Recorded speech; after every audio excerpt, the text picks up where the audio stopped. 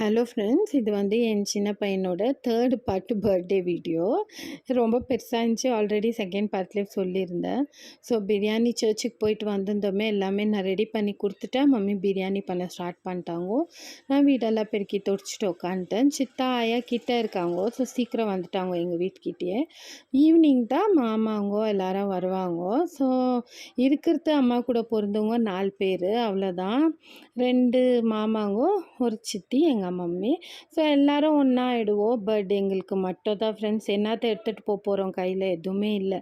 So இருக்கிற வரைக்கும் at least இந்த பர்த்டேலாவது எல்லோரும் ஒன்றா இருக்கலாம்னு நினைக்குவோம். அதுலேயும் சில பேர் ஏதாவது பண்ணிவிடுவாங்க. சின்ன மாமா வரல, என்னாச்சுன்னு தெரியல.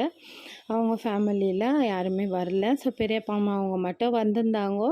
சரி, வந்தவங்க வரட்டும் சொல்லிவிட்டு சந்தோஷமாக ப்ரேயர் எல்லாம் பண்ணி கேக்கெல்லாம் கட் பண்ணிவிட்டு, அதுக்கப்புறம் எங்களால் முடிஞ்சிருந்தால் நாங்கள் செய்வோம் எப்போவுமே வீட்டில். அதை நாங்கள் சிக்கன் பிரியாணி பண்ணியிருந்தேன் ஃப்ரெண்ட்ஸ்.